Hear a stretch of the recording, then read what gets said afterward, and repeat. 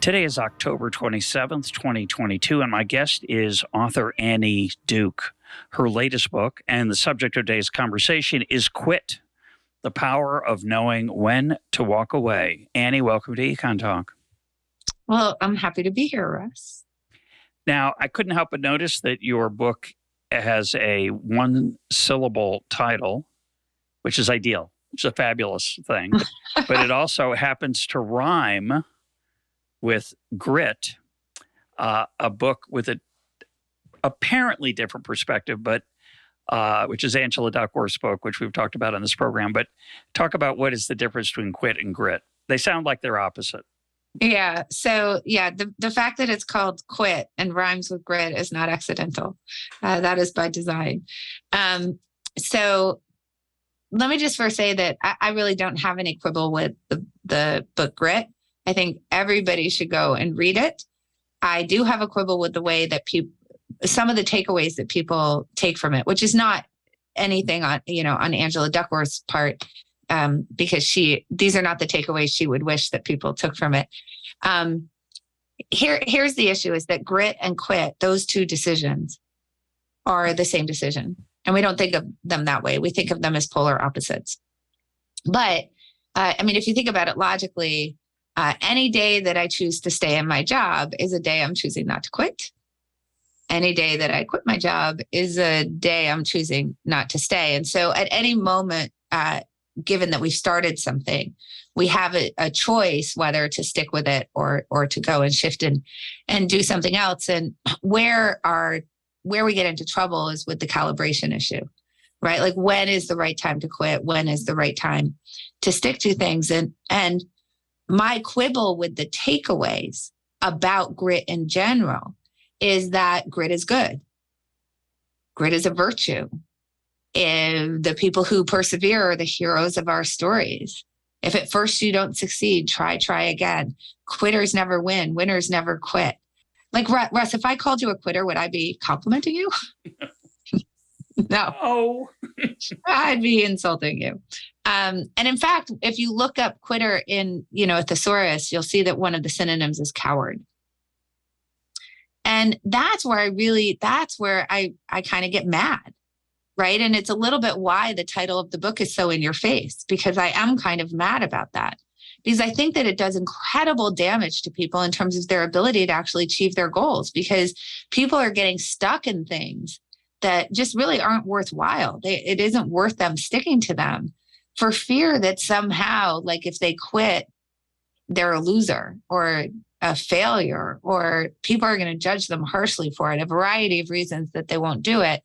And the opportunity costs associated with that are so great, separate and apart from the ground that you're losing just by sticking to a loser anyway, right? And I think it's tragic. And we need to start saying quitting is a skill, and it's one that you should get good at, because unlike the idea that if you stick to things, you'll be successful. It's no, if you stick to the stuff that's worthwhile, you'll be successful, but you got to quit the rest. You have a line in the book, which is just quite profound. The opposite of a great virtue is also a great virtue. And that seems, I think most people would say, well, that can't be true, or worse, that's a lie. That's just ridiculous. What do you mean by that? And I think one of the reasons I love it is that it's memorable, and it might help you make a decision that you would otherwise miss if you didn't remember that. So talk about what you mean. Okay, so let me just give credit where credit is due. When I started working on the book, it was during the pandemic. And so I asked a whole bunch of people that I know to get on Zooms with me. And one of them was Phil Tetlock, author of Super Forecasting. Really brilliant man. And they all knew that I wanted to talk about this concept of quitting. And I got on the call with him and he said, I've been thinking about this in relation to grit. And I think it's wonderful, because the opposite of a great virtue is also a great virtue. So he was making a play on the opposite of a great truth is also a great truth. I think that what we need to understand is that, everything has upsides and downsides, right? So grit is a virtue when you're sticking to things through the hard times because the goal that you're trying to reach is worth it. And that is indeed a virtue, because we don't, when your kid goes out on the soccer field and just has one really bad game and storms off the field and says, I want to quit, right? You don't want them to do that. If they enjoy soccer, if you think that it's something that they're getting great benefit out of, you want to teach them that it's a virtue to be able to take the downs in order to achieve the ups, right? That being said, quitting is also a virtue, because if they get a concussion on the field, you don't want them to continue the game. Yeah. And that's what we have to remember, right? Is that in circumstances where the world has given us new information that tells us that what we're doing is no longer worthwhile, it is virtuous to quit. And in fact, I would say that there are certain cases where it becomes a moral imperative to quit. Yeah. So I'll give you just a brief example of moral imperative to quit. So let's say let me sort of come at it from two different ways. So there's a wonderful story of quitting that occurs on the top of Mount Everest. It in fact opens the chapter that says the opposite of a great virtue is also a great virtue. And this, I think that we think of, people who climb Everest as sort of the epitome of grittiness, right? Like that these are the stories that you're telling about grittiness. But there's a wonderful story about quittiness that's there. So this story is about Dr. Stuart Hutchinson, John Taskey, and Lou Kositsky. And they're climbing up Everest. They're part of one of those climbing expeditions in the 90s that were very popular. There's 8 climbers, 3 climbing Sherpas, and an expedition leader. And on summit day, where you leave from Camp 4, so you've already done quite a bit of climbing up to Camp 4 from base camp. You leave at midnight, and the expedition leader has set a turnaround time.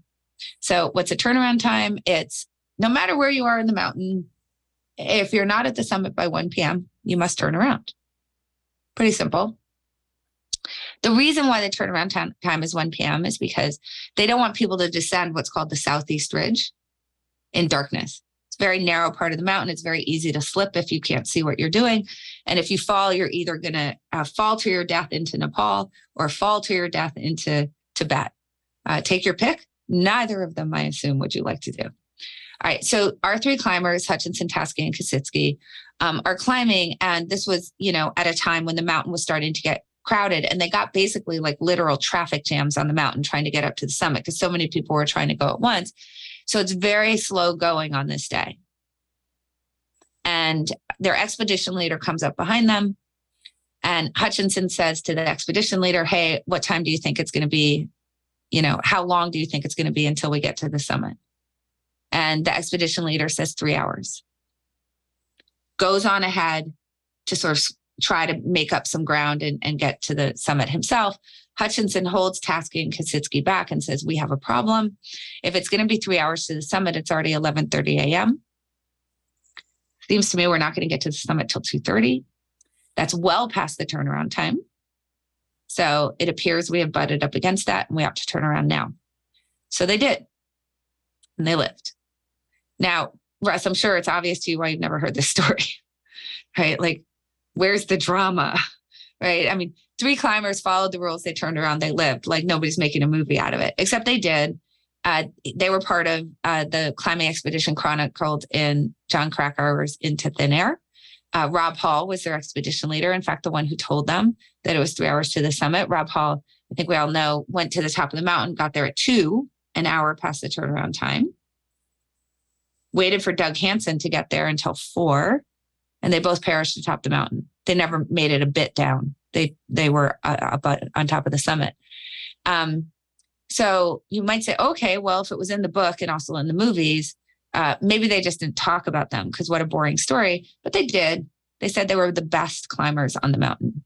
Right, so first of all, thing number one is, why don't we even know who they are, right? And it's like all of this drama. Here are these people who quit beautifully and turned around and lived, and yet we don't even remember them. So I think that's important, because even people who persevere in conditions that are bad past the turnaround time that he himself had set and perish, we still admire them. We still consider them the heroes of our story. But this is where I think we get into a moral imperative, right? To be good quitters, which is Hutchinson, Tasky, and Kositsky all had families. Two of them were doctors. They had patients. And don't they have a moral imperative to turn around in that situation? They know that they should. The probability of death is too high. And now they have people that they can go back to and continue on with their lives and make those people's lives richer for their presence in them. And so that I think it gets a little bit at this idea of moral imperative. I think the other place where you can see a moral imperative is quite common in, for example, in startup culture, where a startup will be clearly failing. Someone will say, hey, it seems like it's not going well. You're not hitting any of your benchmarks. You're missing all your targets. You haven't achieved product market fit, whatever. It seems like you should shut it down. And people will say, but I owe it to my employees. Okay, so they're using the language of duty here, right? I have a duty to my employees to keep it going. But if we think about it, they actually have a duty to quit. Why? Because once they've determined that the equity isn't worthwhile, and startup employees are generally working for very low cash comp and compared to what they could get on the market, but they're working for equity that they deem to be possibly life-changing. Once the founder has determined that equity is not worth it, they have a duty to the employee to allow them to go so that they can go get paid what they deserve, right? Whether that's at a new startup where they're going to be working for equity that has more value, or whether it's in an enterprise where they're just going to get salaried at their market rate. So I think that we turn that on its head, right? We say I have a duty to stick it out because I've convinced these employees to come work for me for no money and equity. And so I got to keep trying, right? Except that the minute that you've determined that equity isn't worthwhile, the duty is actually the opposite, which is to shut it down and let them go free. Yeah, those are, incredible stories. Obviously the Everest one, slightly more incredible than the founding employee story, but they're both powerful because they illuminate a moral issue that on the surface doesn't seem like a moral issue. And I think your insight about character is very apropos. We often admire those people who don't quit because they, quote, persevered, when in fact it was irrational or immoral. The story I like to tell of Fred Smith when he started FedEx and he ran out of money and he went to Chicago to the bankers from Memphis and they turned him down. They said no. And he was going to get back on the plane and fly back to Memphis and tell his employees that he was sorry, that he couldn't make payroll. This was not a tough decision because the cash register was empty. The bank account was empty. But instead, he went to Reno. He saw Reno on the board of departures, put all that he had. I think he'd taken money from his sister's, their shared trust fund. And he got sued for this too, by the way. Yeah. And he goes, I don't know whether this was the money he took or he was taking it all along. I can't remember, but he ends up in Reno and he puts whatever money he has on Red or 17 or whatever it is and makes just enough to go back and make payroll, and the rest is history. And I love that story because it's about gumption and guts and not quitting and persevering and believing in your dream. The problem is that's the story we hear. The ones that we don't hear are the ones where it was a bad dream, wasn't going to make it, and the hubris and ego of the founder came. Other people paid the price for that. Now, in his case, he made it. I have a lot of respect for Fred Smith, tremendous amount, but he's a visionary. Most visionaries have a very different quitting compass. It's a very bad mixed metaphor, but they struggle to make those decisions for ego and for this delusion. And we celebrate the ones who make it, and we don't chronicle the people who don't make it. And that is, there are pluses and minuses to that. But I think make your observations fantastic. The other point I want to make is that I just want to come back to this mantra of Phil Tetlock, former past EconTalk guest, God bless him. The opposite of a great virtue is also a great virtue. One of the ones I love like that is you have to learn how to say no. And that's a very powerful truth. But It's you really also have true. to learn how to say yes. Correct. Even sometimes saying yes to things that don't look promising lead to extraordinary changes in your life. And so all these things are a question of nuance, I think, and balance. Actually, speaking of Phil Tetlock, during the pandemic, when I was somewhat busy, he reached out to me and said, we're having trouble creating good training for novice forecasters and these counterfactual forecasting problems. You kind of teach this stuff and consult on it. So maybe like you would be able to put it into terms or a voice that would actually create a good training. And you could maybe think about the things that actually like work with your clients and apply that to this training. So I said, yes. Why? Because I love Phil and I was willing to, and Barb, by the way, his wife, and I was willing to make time for that. Right. And that turned into 4 very large scale studies that were incredibly fruitful. So I completely agree with you. Right. I'm trying to work on both. Right. Yeah. Being more careful about saying no to things that I'm predicting are not going to be worth my time, and saying yes to stuff that looks kind of wild and crazy, but like, wouldn't that be cool? And I might learn something super new about myself or something super new about the world. So I love that example because that's a good case of like the yin and yang, right? And the reason I like it is that there's this other piece to it for me, which is you might make a human connection that you otherwise wouldn't make. That's not going to make you more money, and it's not going to lead to all those other studies. Not going to help you understand something. You're just going to have a human experience that's precious, and I love that. It's very powerful. I think in the case of the yes no, what we're saying is you have to make room in your life for serendipity. There are things that are going to come along you can't predict, can't imagine. And if you always say no, you will be comforted by the fact that you had more time for other things, but you'll never see the things you didn't get. And you write about that a lot in the book, actually. So actually, I'd like to, in relation to that, I'd like to bring up a little fact about ants, because I think this goes really well with that. So the song, like the ants go marching one by one, hurrah, hurrah, right? So we know that we have that image. If you've seen any cartoon or you've actually watched ants on a nature show, they're marching in a line, right? Yeah, they're really good at that. Those ants are forager ants. They're a part of the colony that's meant to go out and find food, basically. And so if you watch these forager ants approach like a new territory, you'll see that they're all kind of scattered around. So they're not marching in a line yet. And then one of them will find food, and they'll take the food and they'll be carrying it back to the colony. And on the way back, they lay down a pheromone trail. So it's just a chemical trail that the other ants are going to detect. So they're only doing it on the way back. Once they've found food, they're laying down this trail. So at first it's pretty faint because it's only one ant. But now if another ant detects that trail, it will now go along the trail. It will find the food. And then when it's bringing that food back, it will also lay a pheromone trail down on top of that. And you can see how this trail is now getting reinforced, attracting more and more ants to the same trail until they're marching one by one to the watermelon that fell on the ground.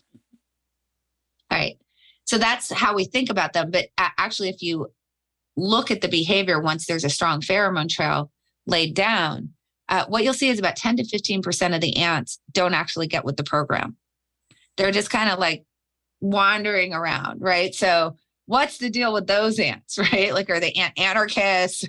Like, are they malingerers? Like, what's the deal with these malingering ants? And it turns out, no, they're not anarchists at all. They're not malingerers. They're actually serving an incredibly important function for the colony, which is that they are continuing to explore. So you've got the ants are exploiting the food source that's high quality, a watermelon or whatever, but the other ants are continuing to explore. So they're saying yes in that sense, right? Like they're like, yeah, sure, I'll keep going looking around. And why is that so incredibly important that they're doing that? Well, first of all, the food source might go away. So someone might clean the watermelon up. Right? Maybe it's like on the back deck or something like that. And someone comes out with the hose and then that watermelon is gone. It's really good that this 10 to 15% of the colony is continuing to explore other food sources because it means they have backups. Sure. Right? It's insurance that allows them to sort of cover, to your point, right? They're increasing the chances for serendipity, for finding something else that's really great.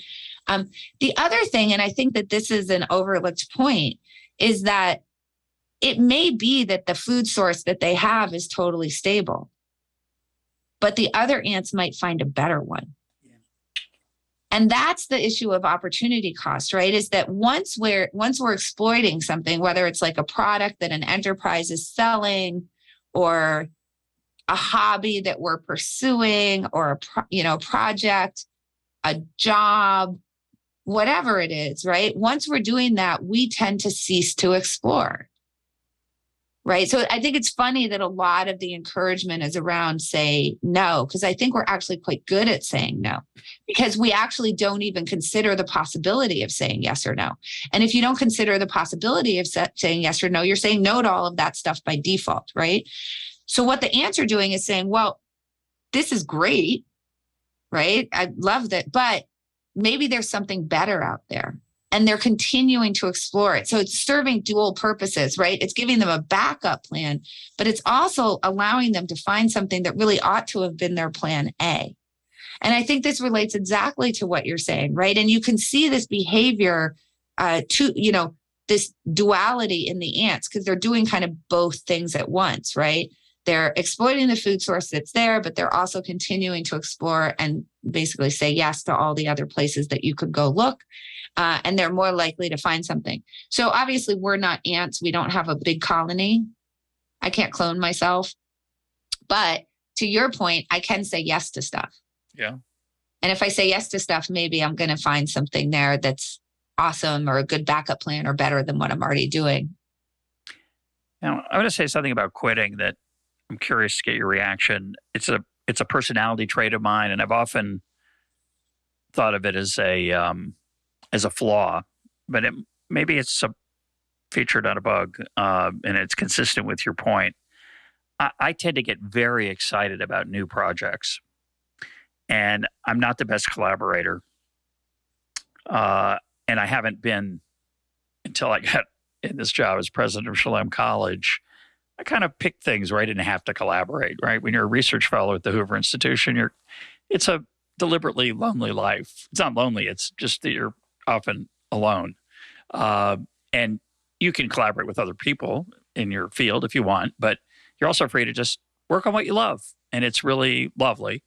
But when you have to collaborate, in my experience of my own self, if I get really excited about a project and I need your help, okay, or we're going to do it together, and I tell you about it, and I'm all fired up, and you go, well, that's really cool. I like it too. That's fantastic.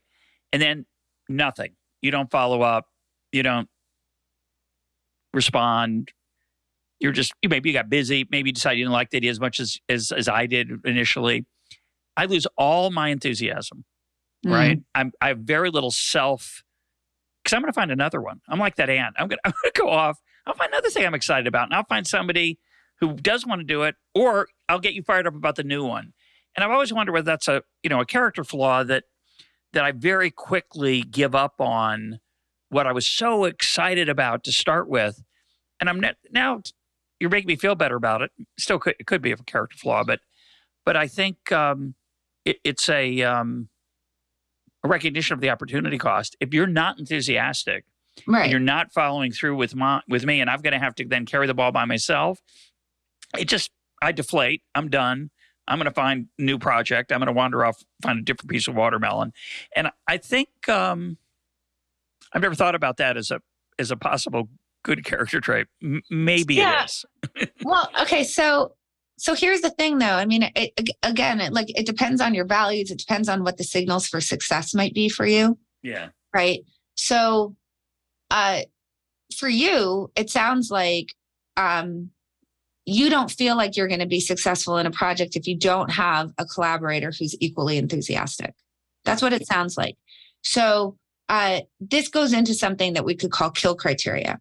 If you want to be softer about it, you could call them exit criteria.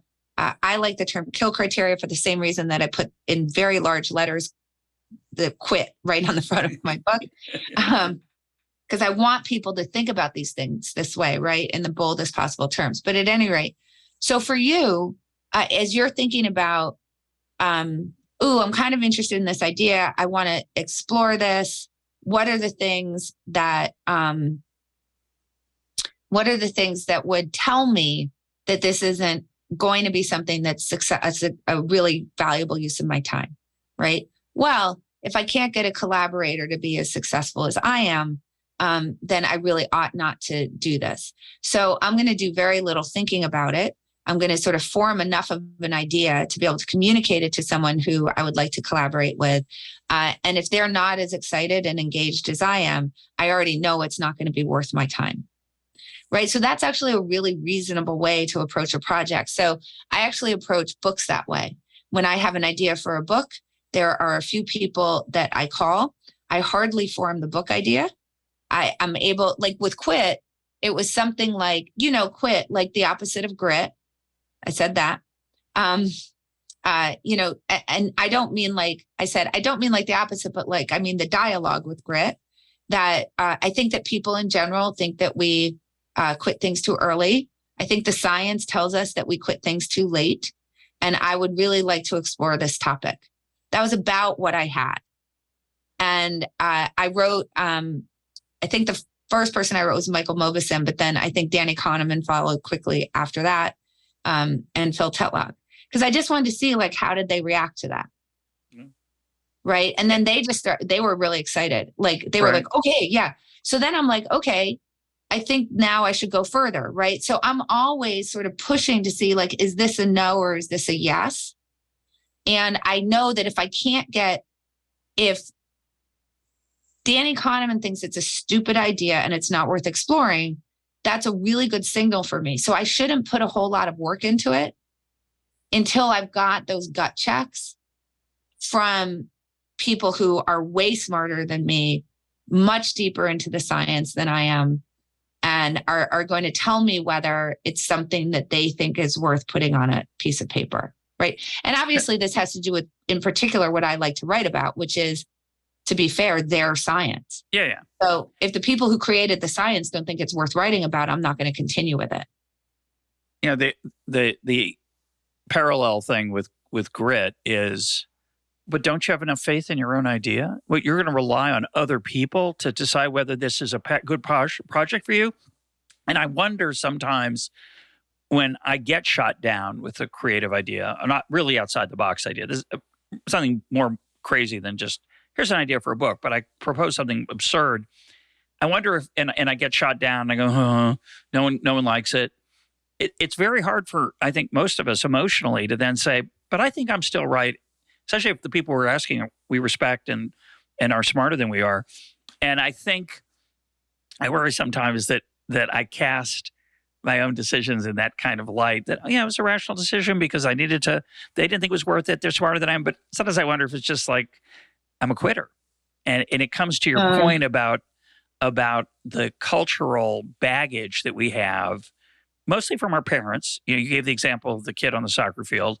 A lot of what we do as parents and a lot of what our parents did to us is to get us to push through pain, because often, not always, but often, great rewards come from that. And that is hard for human beings to anticipate those rewards sometimes, especially when we're young. We have trouble. Let me just emphasize that.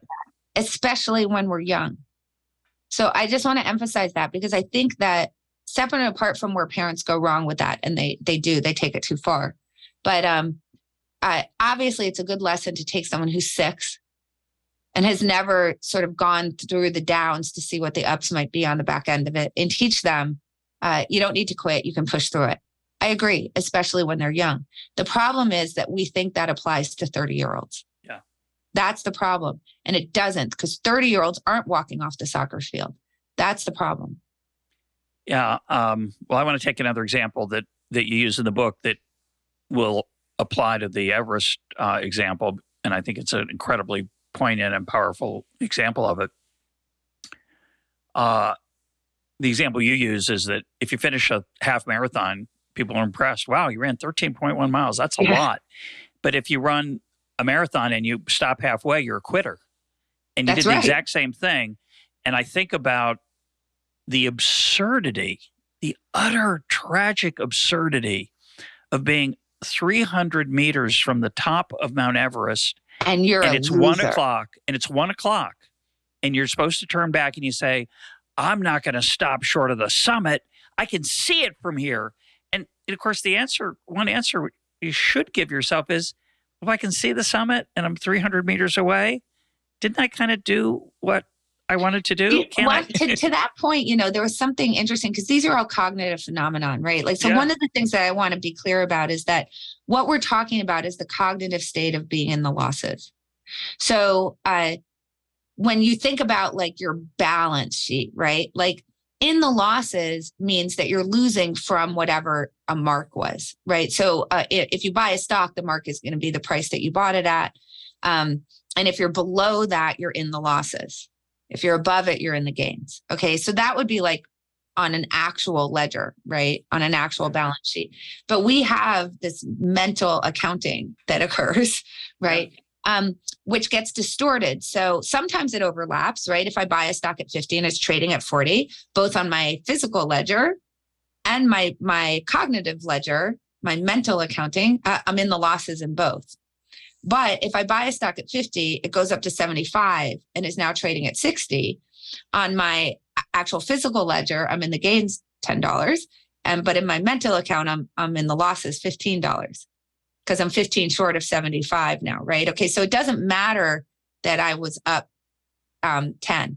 So when we take like a marathon, and this really interesting thing about a half marathon versus a full marathon, or where we are in comparison to Everest, if it's a half marathon, the goal, the end point is 13.1 miles. So if I complete that, I'm now no longer in the losses in comparison to that goal.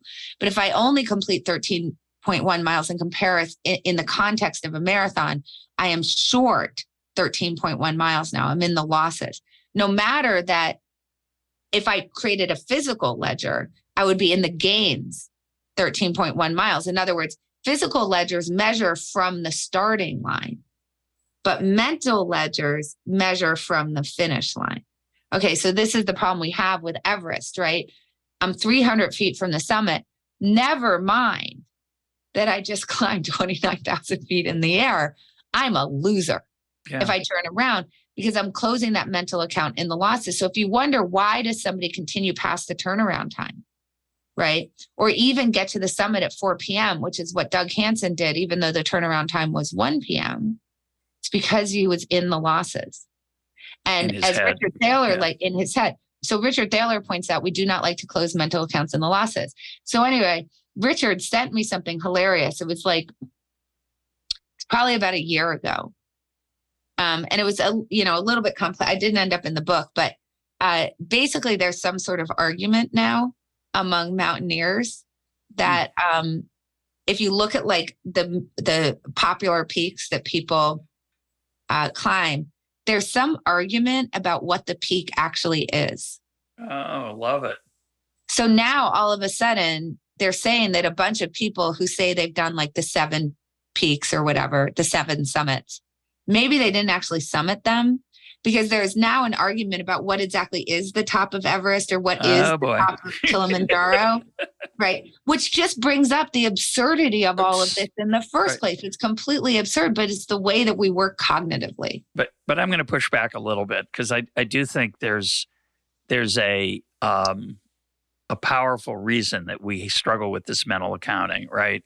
And anybody who's been a runner or done the equivalent of running in a project, meaning a long, arduous trek, I think understands this.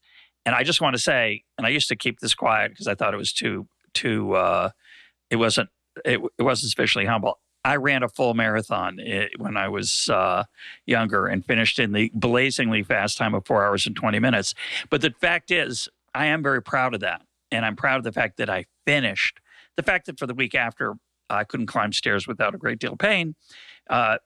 Let's put that to the side, and let's ignore the fact I could have really done some long-run damage to my body. But the reason I finished, and it was painful, I wasn't spitting up blood or anything, and a bone wasn't sticking out of my leg. But it was hard. The reason I finished is partly because of it was my dad, right? My dad said, "Don't quit, finish what you plan." This whole idea of the mental accounting, and the reason that's useful. The flip side, I think, of your argument is if you start off to climb Everest or run a marathon and say, "Well, I'll just get as far as I'm comfortable, and I'll try to get far, and whatever it is will be gravy. If it's 5 miles, great. If it's 13.1, I'll be proud. 20 would be wonderful, and if by some chance I finish, that's nice." You don't get very far. Often that we feel, at least maybe it's wrong, but we feel that if we take that approach, we're going to cheat ourselves. We're going to quit too soon. So instead we go to the other extreme, which is insane, which is gotta finish. Otherwise, I'm a loser. And we use that as a way to push past short-run pain for long-run benefit. It's why we go to grad school. It's why we invest in a startup. It's why we run marathons. And a lot of it, by the way, of course, is self-esteem. I mean, we didn't talk about this, but when I read Into Thin Air, for me, and it's a great read. Just if you haven't read it, it's an extraordinary read. I finished that book thinking, this is insane. This is, to what purpose did this person lose half his nose? To what purpose did these people die? They didn't achieve anything. And of course, their answer would have been, no, I tested myself and was not found wanting. And there's something deep inside us that needs that, whether it's hit the approval of our parents, often no longer alive. We don't care. We still push through. There's value to it. And it's also, in many ways, what you're saying is it's like a sickness almost. And it is a little complicated that way. Yeah. So this is what I would say. The opposite of a great virtue is also a great virtue. And that's true when it comes to goals that we set for ourselves. Goals are motivators. As you said, they get us to push toward the finish line, even when things are hard. And that is not a bad thing. Now, I would argue that if you enter a marathon saying, I'll run as far as I feel comfortable, that you're still going to run toward the finish line. Because no matter whether you say that to yourself or not, like there's a finish line, you're not going to want to quit before you get to it. So I have very little concern about people saying, but if I start, if I'm not feeling good, whatever, right? Like I think that creating an all or nothing situation around the finish line, it's probably not helpful since we already do that in our heads. But it's true, right? Like if I'm on the last 2 miles and my legs are cramping, it'll make me finish. And I'm going to feel pretty good about that. I'm going to look back on that and feel pretty proud of having pushed through. It's probably a good thing that I did, assuming that I wasn't in medical danger, right? But here is the problem. This is where we get to the opposite of a great virtue is also a great virtue. Let's take Siobhan O'Keefe. Siobhan O'Keefe entered the 2019 marathon. On mile 4, she started experiencing pain in her leg. On mile 8, her fibula bone snapped. She broke her leg. Now, obviously, the medical tent was like, yo, stop running. But she did not. And she finished the race. Now, this is where we get into trouble with this, right? Because the great thing about goals is that it sets a finish line and it gets you to continue to run toward it, even when it's hard. The bad thing about goals is that it sets a finish line and it gets you to run toward it, no matter what, even when your leg is broken. And if we take, in some ways it creates a short-termism, right? Like grit is really meant to help you with the long view. I know it's bad right now, but it's going to be worth it in the long run. But weirdly, when we set these goals, it creates a short-termism because the goal itself becomes the object of our grit, right? Whatever that short-term finish line is. Because I assume for Siobhan O'Keefe, the goal was, I love running marathons and I would like to run many of them in my life. This was not her first marathon. And by continuing to run, she was risking grave injury that might have prevented her from ever running another one. So she was actually causing herself to lose ground toward what she herself had declared would make her happy. And that's where we get into real trouble, and this really goes under another thing that Richard Thaler talks about is that goals are really graded pass fail. And not only does it mean that you're going to head toward them no matter what, but he points out that it can stop you from starting things that are worthwhile. Because as he says, if the only thing that is success is getting a gold medal in gymnastics, why would you ever take your first lesson? Yeah. You were a very successful poker player. One of the things that's fun about poker, it's a game everybody can play. Many people have played it casually. And most of us who played it casually had no idea what the real serious poker is until then it became a TV phenomenon. And I think a lot of people got access to it and it created great prizes and so on. But I think it's another wonderful, simple mantra for people to think about outside of poker, which is knowing when to fold them. And talk about your own experiences and what you learned from poker. First, talk about what you achieved in poker. You showed some grit. You pushed through. I'm sure you pushed through a few losses. I played for 18 years. I did quit too late, which isn't surprising. One of the hardest things to quit is who you are. And when you're on television known as a poker player, gosh knows that becomes your identity. And if you walk away, what does that mean for you? Right? Like, I think that's very hard. So here's the thing about poker. So first of all, obviously knowing, the power of knowing when to walk away is a nod to Kenny Rogers. When I was playing poker, I would get very annoyed because anytime that I went on the radio or was going on a television show, they would usually play that song. Got to know when to hold them, know when to fold them, know when to walk away and know when to run. As I was coming on as the intro to me coming on. And so I grew to hate that song. Eventually they switched it to Poker Face by Lady Gaga. So that was a little bit better. But I decided I was going to reclaim the song so that I could love it again. And here's the thing. And I think Kenny Rogers actually says something very insightful here about the game of poker. You got to know when to hold them. That's about sticking. Know when to fold them. That's about quitting. Know when to walk away. That's about quitting. Know when to run. Also about quitting. So 75% of the refrain is about quitting, not sticking. And that's actually very much true to poker. So I think that when people think about what makes a poker player amazing, and they were going to list off, it's like a real amazing ability to read the other player's hand, super aggressive, they're bold and courageous and pushing all their chips into the pot. Well, first of all, let me just say, great poker players try to avoid putting all their chips in the pot. They're very picky about when they do that.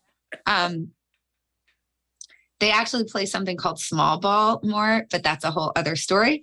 But regardless of that, here's the thing. If you really want to know what separates great players from amateurs, it's quitting. So folding is quitting. So quitting is just cutting your losses. That's all it is, right? Right. And so in game theory, all it means is stopping something that you've already started. And right? it means finalizing that loss in the ledger, right? Right. Exactly. It means accepting it and closing that part of the ledger in the negative, in the red, when there's always a chance you might get that inside straight. Right. Exactly. And that's something that's been well documented originally, really in 1979 from Kahneman and Tversky, that when we have those losses on the books and we have to now quit and turn those into a sure loss, that we'll become risk seekers. In other words, we want to keep the gamble on, actually a little bit to the FedEx guy, right? He became a risk seeker and went and gambled this money, which is nuts. Literally. Right. Literally, he went and gambled, but it was either way, it was a gamble, right? Yeah, but it was nuts to go and, I guess I would have sued him too. What are you doing? But regardless, right? We become risk seeking when we're in the losses. Now, in order to keep risk on, that means you can't fold, because fold is risk off, all of it, right? It's like, I'm going to take all the risk off. So that's why we think about loss cutting. All right. So amateur players are terrible at this. So when you look at amateur players, when you look at their first 2-card starting combinations that they get dealt in the game of Texas Hold'em in a full-handed game, they'll play over 50% of the 2-card starting combinations. Now, I just want to remind you that there's 9 people at the table. So if you think about sort of like what's their fair share, it would be 1/9. Now, obviously, you don't just play your fair share, particularly if you're good. But let's agree that an amateur should not be playing over 50%, given that there's 9 players at the table. That's probably not a winning idea. My mom plays 100%, and if she could play 120, she would. In our family poker games, she. I want to see the cards. I get it, Mom. Yes, yes. Okay, so professionals will play between 15 and 25% of the 2 card combinations that they're dealt. Now, think about this: the relationship between how many hands you play and how good you are, is correlated, right? So the better you are, the more hands you're allowed to play, and the reason is that you can get more edge over the other people at the table in terms of the choices that you make later, that would allow you to play more than your fair share of hands. Right? Because like 25% is more than your fair share at a 9-handed table, except that you're going to be better than everybody else at playing them. And so therefore you're allowed to, right? So, but amateurs are playing over 50%. This is part of the reason why a pro can play 25%, because they are playing all these really bad hands. All right. So that's number one. Now, to the point of your mother, what are the reasons that somebody won't fold there? There are a variety of them. But right at the start, part of it is, it's so painful to fold a hand where you then see the rest of the cards and you realize you would have made something good, that people refuse to do it. There's a saying in poker, any 2 cards can win. Yeah. And what professionals add on to the end of it very quietly is, but not enough of the time to be profitable. Yeah. Right. So, but it's like the number of times someone leans out like, oh, I folded a 7 deuce. And look, now there's a 7, 7 and a 2 on the board. It's like, okay. Right. I mean, like there's a few people who had continued up Everest and they lived. Yeah. I mean, they've got like frostbite and stuff, right? But they lived, right? Like, or the FedEx guy, I mean, he lived, right? But would we know the story if he went and gambled and he lost on that bet? Not in a million years. And that's what's almost always going to happen. Particularly, by the way, if you're betting 17, right, which is one number. So mostly you're going to lose all your dough and nobody's ever going to hear about you. But what if, right? So these what ifs, these counterfactuals are incredibly hard for us. And so what ends up happening, and part of the reason why people play these hands, is that once you started something, the only way to know for sure how it would turn out is to keep going. And what that means is that we're going to butt up against the certainty that there is nothing else we could do but fold or quit before we're willing to do so. So your mom plays the hand because she wants to see the next cards to be guaranteed that they have no relationship whatever to her hand. So she has no regrets about folding because she understands at that point, it's a certainty that she could not have won. But that is long after the point that it's correct to walk away from things because you're already fallen into the crevasse. You're already at the top of Everest and it's 2 p.m. But you don't know my mom. She's really lucky. So it turns out it's a good strategy for her. Good strategy for her. Now, as we get back to Kenny Rogers, the other thing amateurs do poorly is fold after they've already entered the pot. Okay, so once you decide to play the hand, you now are putting money in the pot. Okay, so what you'll hear people say, they literally say this out loud, is, well, I couldn't fold because I had too much money in the pot already. I had to protect my chips. Yeah. And it's like, not your chips anymore. That's money already in the pot. What matters is the next dollar you're going to put in the pot worthwhile? And this is just very, very classic sunk cost effect. Yeah. We take into account the resources that we've already spent in deciding whether to continue and spend more. Those resources have nothing to do with it. The only thing that matters is if I bet $1 here, am I getting a positive return on that dollar? Doesn't matter that I already put money in the pot. I shouldn't care about that. But boy, amateurs really, really, really, really care about it. Yeah. The flip side of that is, well, I didn't lose the money because it wasn't mine. It was the house's. Well, once it's in your pile, it's yours and you gave it away. Oh my gosh. Right. Right. That's so true. I want to come back to sunk costs, but I'd like you to reflect if you can. And I don't know if it's useful, but I'd like you to reflect on how that experience of 18 years, looking at amateurs and saying, that's a mistake. I will not make that one. Or I made a mistake and I won't do it again. Did that spill over into the rest of your life? Or were you just a really good poker player? No, it spilled over into the rest of my life. Most of the things that I learned from poker spilled over into the rest of my life.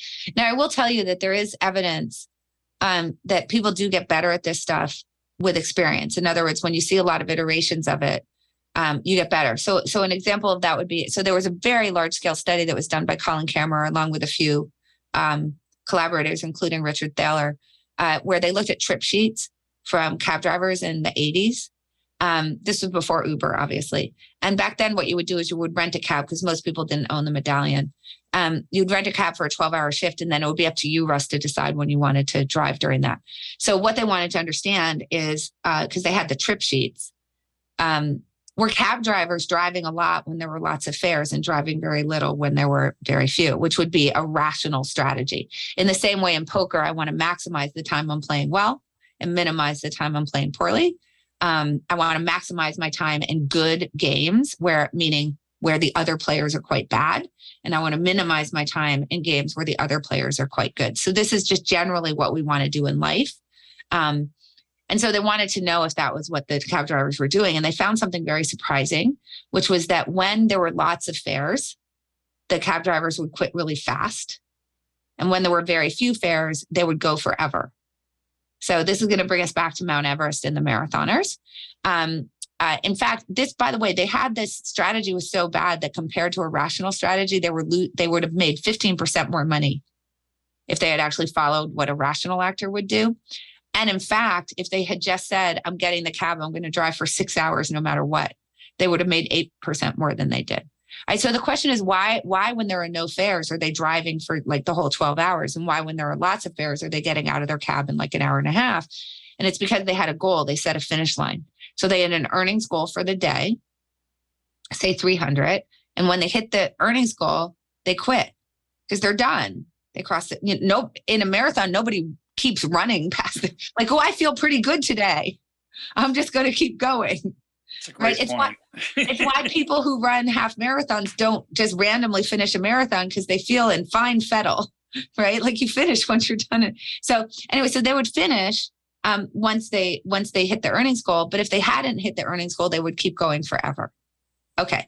So we know that that's actually quite bad behavior. Well, somebody followed up with a study, and I'm just blanking on the name. It's in the book. So please go look in the book because I'm blanking on the name. We'll put a link up to it in the show notes. Followed up, and what they did find was that people did get better with experience. So they still weren't perfect, but the cab drivers who were real veterans were much better than the ones who were not in terms of this behavior. Yeah, I'm always skeptical of that kind of study because you don't know. It could be they really need to make $300 every day because they won't make their rent. And you could say rationally, well, make the $300 tomorrow at the time when the fares are easier to get. But maybe it's not so predictable when the fares are good and when they're not so good.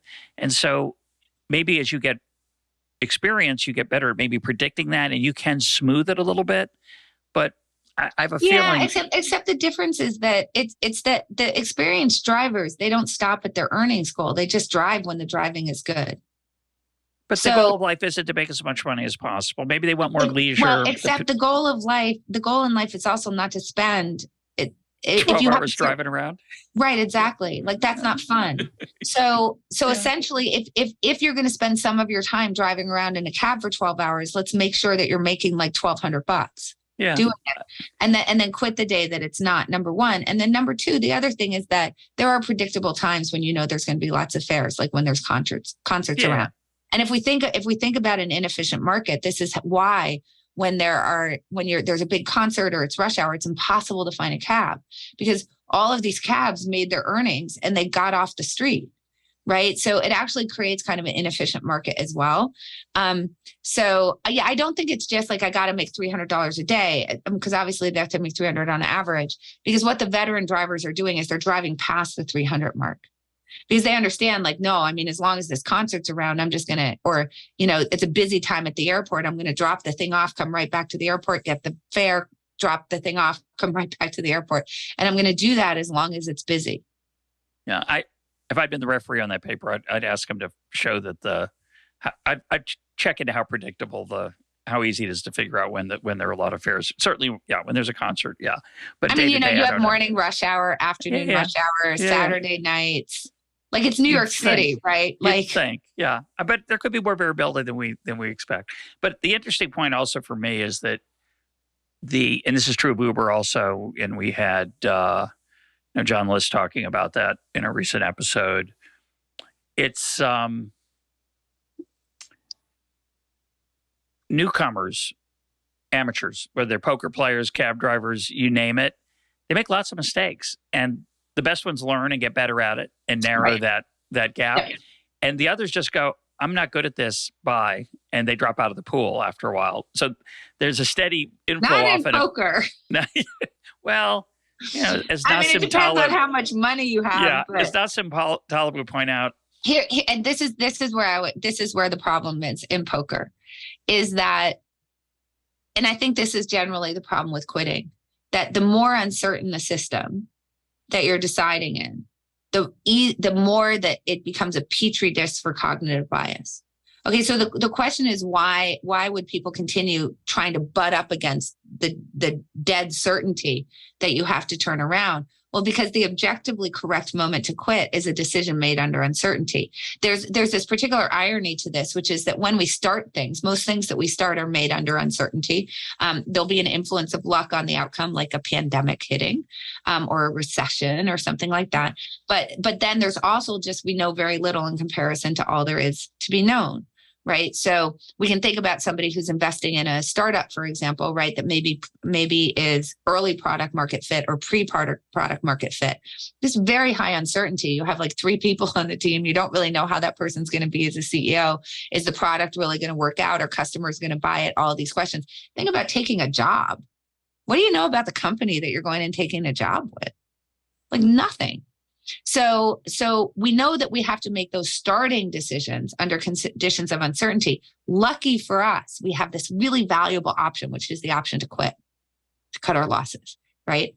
The problem is, and the irony is, that decision is also made under uncertainty, that the objectively correct moment to quit, it's nothing particularly bad that's going to happen. It's 11:30 a.m. You're on the mountain. You have plenty of oxygen. There's no blizzard. Nothing is really bad that's happening right then, but it is the objectively correct moment to quit. But what that means is that if you quit that moment, there's still some chance.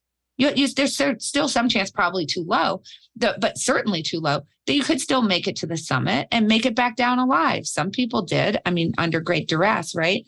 So all those biases that have to do with like sunk cost fallacy, with not wanting to quit accounts in their life, with over optimism, right? Optimism bias, for example, dig into those environments to make us keep going, even when we're not particularly good at it. And this is particularly true in poker for this reason.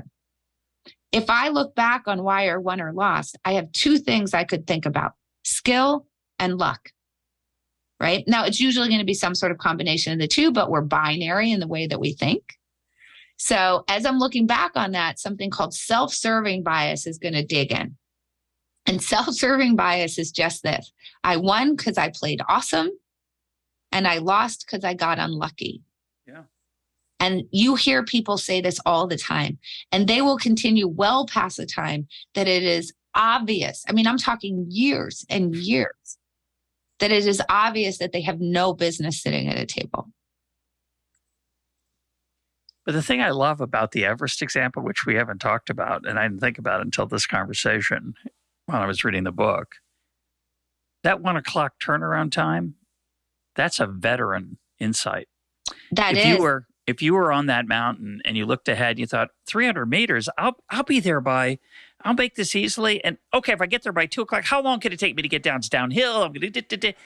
Right. The fact that was understood and accepted as the turnaround time, and they still didn't do it, is so fascinating, because in real life, you rarely know when to cut your losses. You might in poker, because poker is a very constrained game. Not in the middle of the hand. But you could. You could, if you're a good player, you could figure out, because the odds are very constrained. But in real life, the finish line is usually not clear. The turnaround point is not clear. And so you're always going to, often because of that, for lots of the reasons you've been talking about, you're going to push beyond 1 o'clock.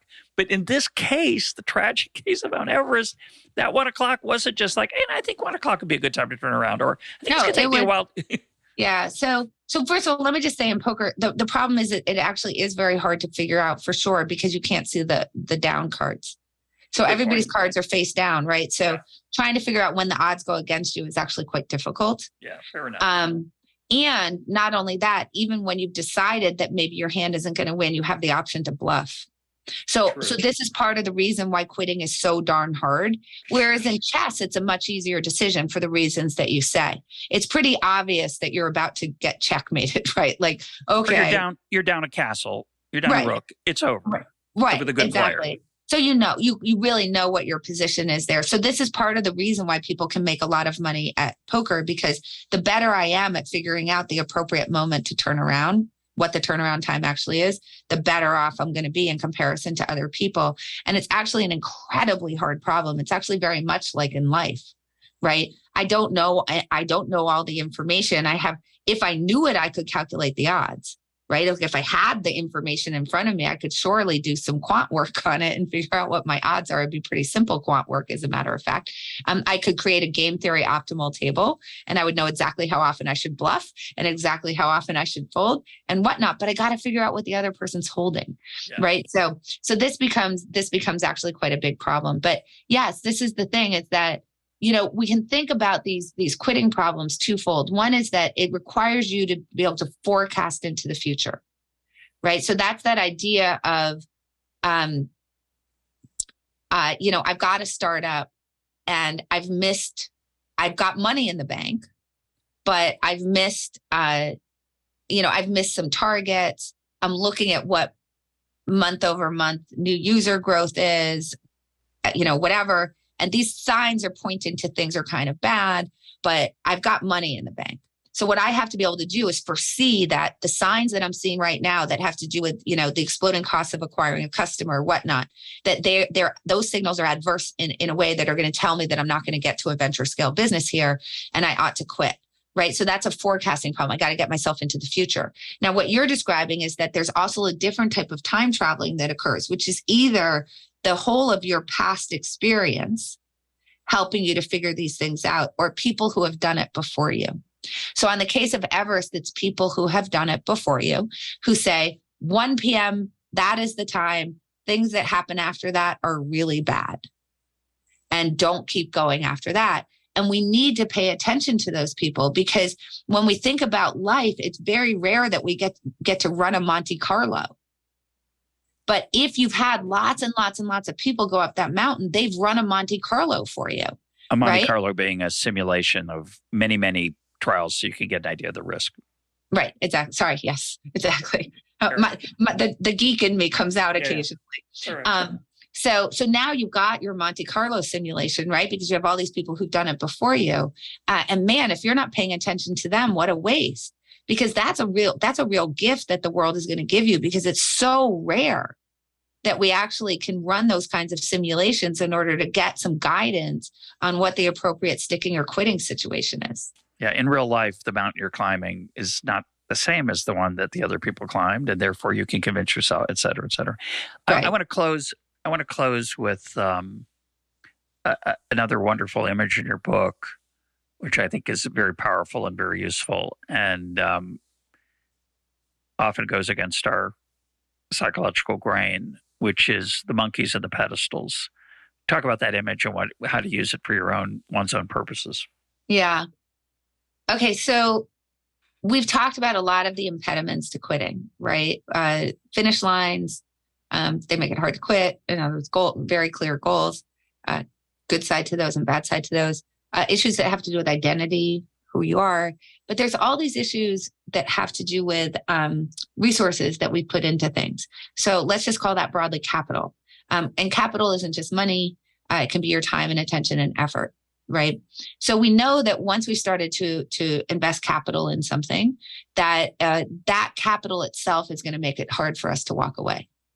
Partly because we as humans tend to think about waste as a backward looking problem when it's really a forward looking problem, right? I don't want to quit now because I'll have wasted my time. Like, for example, like if you worked really hard to get a PhD, it's very hard to walk away from academics if that was your plan, because then I'll have wasted, why was I in the PhD program? I'll have wasted my time, so on and so forth, right? But what we really care about is if your goal is to be happy and fulfilled, is the path forward the way to do that? But we don't think that way. So monkeys and pedestals is really trying to get you to reduce the debris that you're bringing into any decision to quit. In other words, to minimize the capital that you spend before you figure out whether something is worthwhile in continuing or not. So that's the point of this mental model. It comes from Astra Teller, who is the CEO, otherwise known as Captain of Moonshots, over at X, which is Google's in-house innovation hub. So they're trying to take world-changing ideas from idea to commercialization in 5 to 10 years. So obviously, this is very uncertain, right? Like, I mean, they're really working in places of high uncertainty. We're not talking about incremental change where you kind of know exactly what the outcome is going to be. They're delving into the unknowns.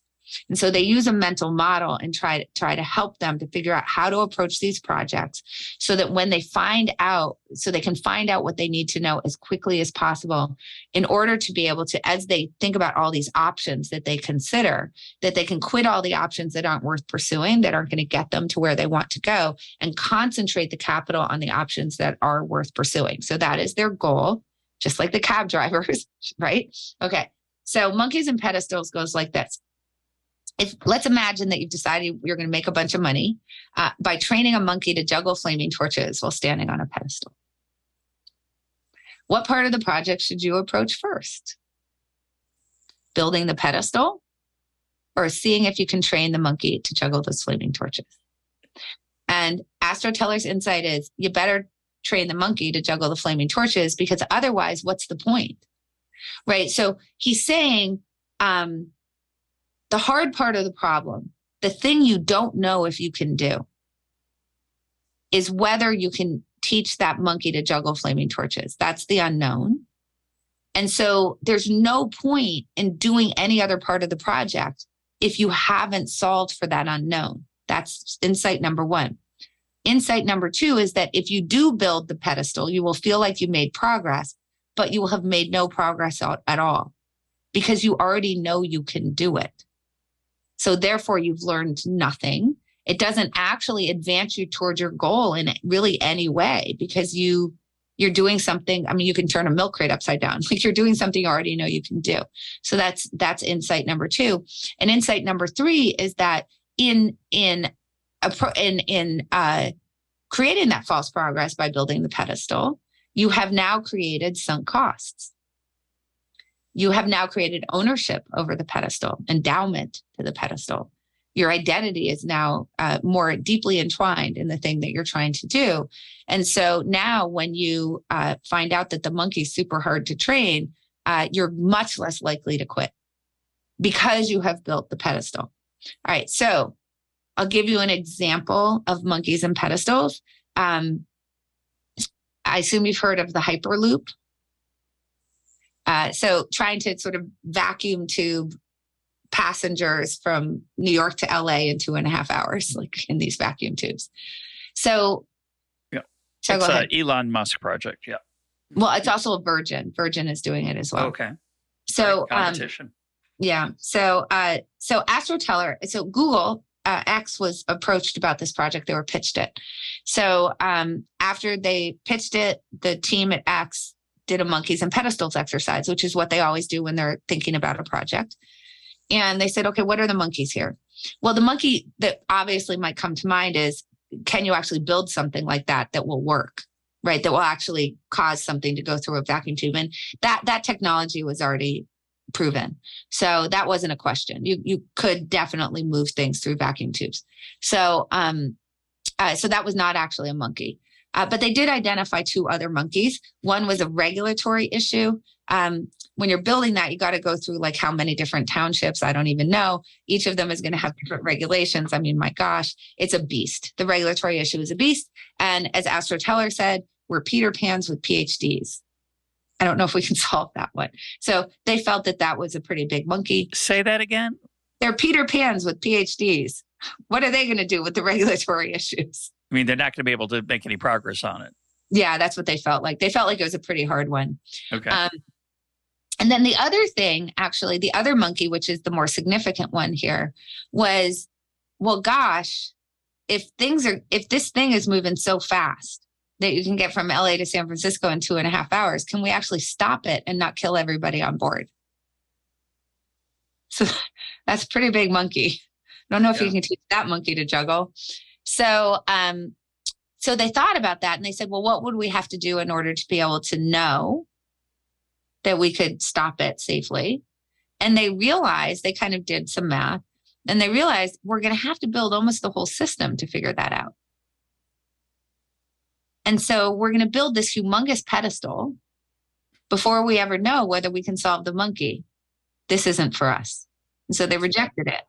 Now they rejected it in 15 minutes. Now that's how long it took them. That's why this mental model is so powerful.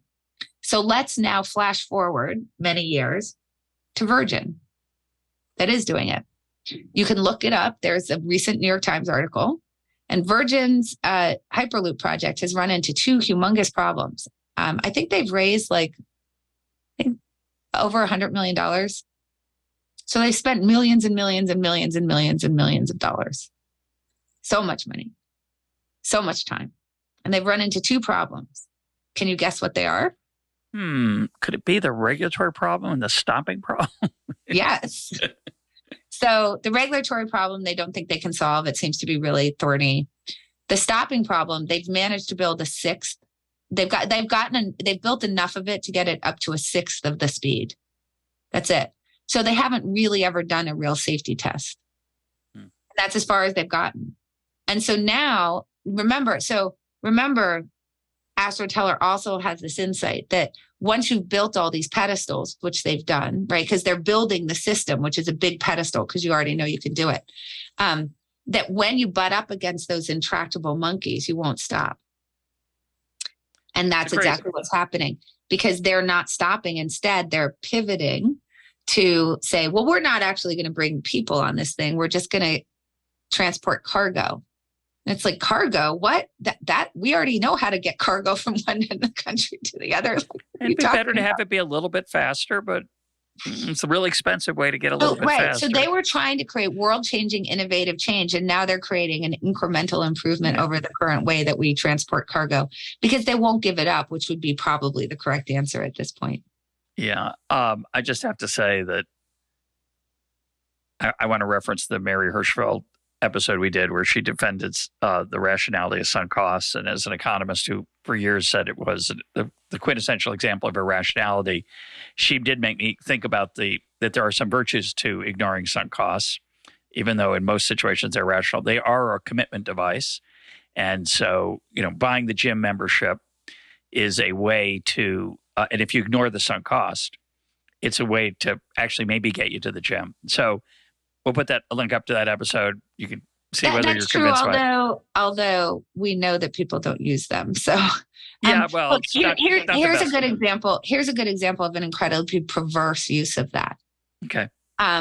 So the California bullet train, which is supposed to connect LA to San Francisco to the north.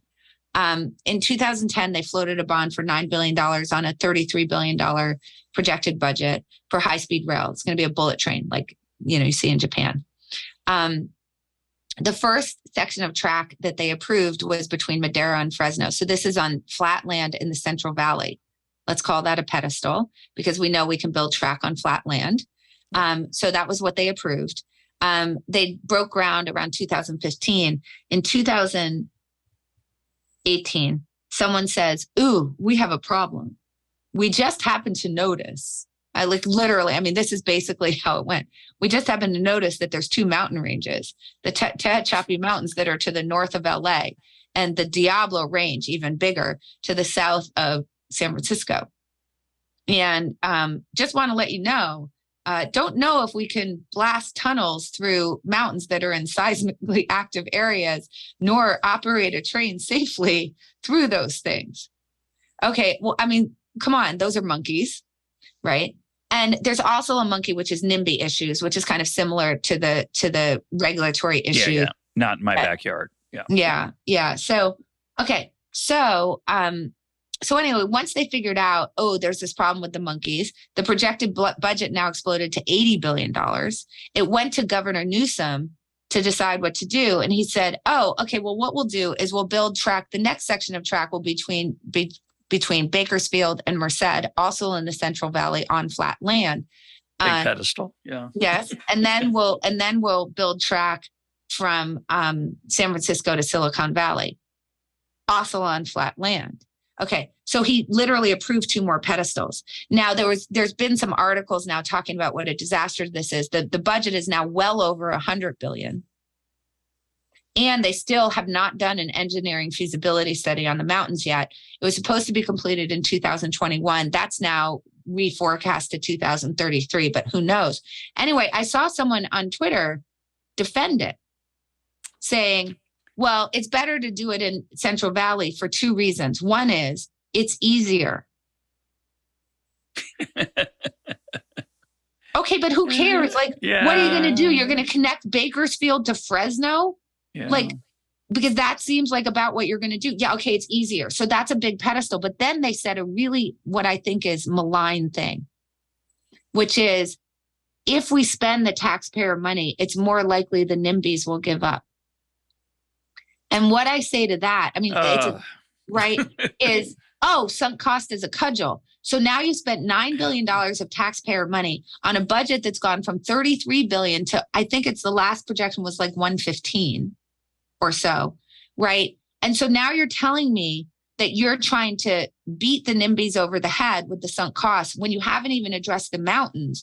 So you're going to continue building something that you don't know if you can build in a seismically active area. And you're going to spend $100 billion more of taxpayer dollars. I mean, it's nuts. And so I think that's one of the worst things about in a lot of ways, what politics does with sunk costs is they end up using it as a cudgel. And what a waste of taxpayer money. See, that's the thing, is that in service of, I don't want to waste $9 billion in taxpayer money, they're now looking to waste way more, which if you wanted to address climate issues in California or better serve the Central Valley, it seems to me if you had $100 billion to create economic prosperity in the Central Valley or address climate issues in California, it could be done a lot easier than building track on flat land that goes from nowhere to nowhere.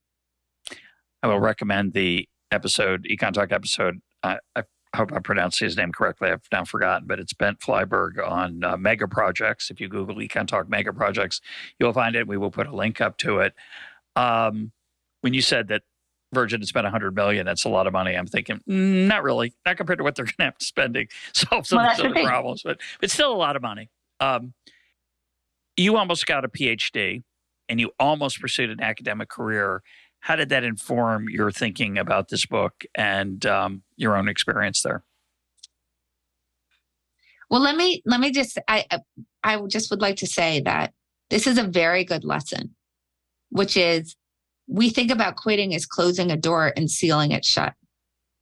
But for many things that we quit, if we stop thinking about it as a decision that we can't reverse, it will make it a lot easier for us. Because I am now an academic. I do research with Phil Tetlock. I do research with Maurice Schweitzer. I do research with Jay Van Bavel up at NYU. Maurice is at the Wharton School. Phil is in psychology and the Wharton School at University of Pennsylvania.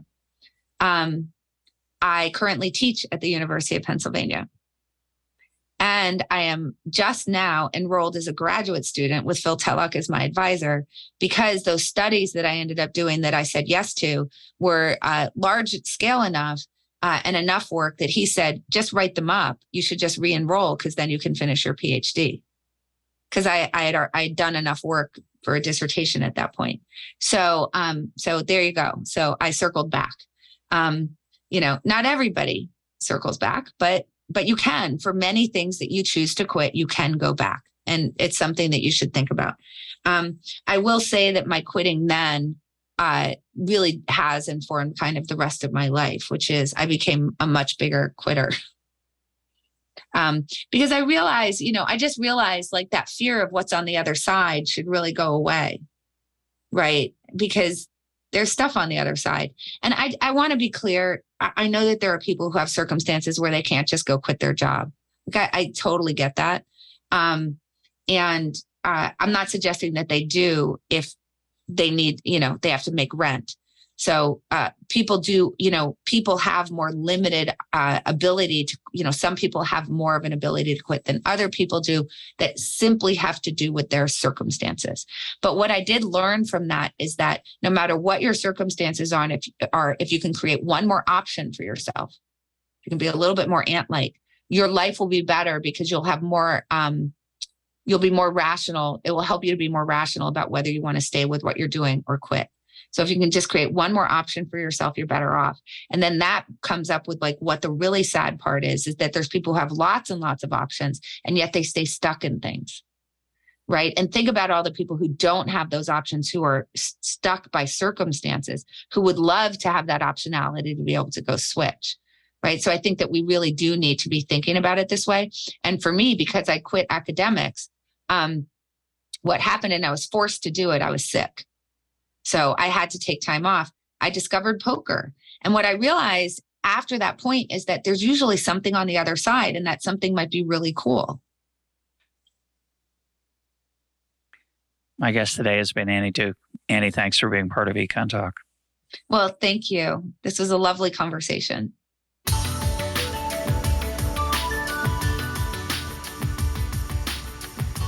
This is EconTalk, part of the Library of Economics and Liberty. For more EconTalk, go to econtalk.org, where you can also comment on today's podcast and find links and readings related to today's conversation.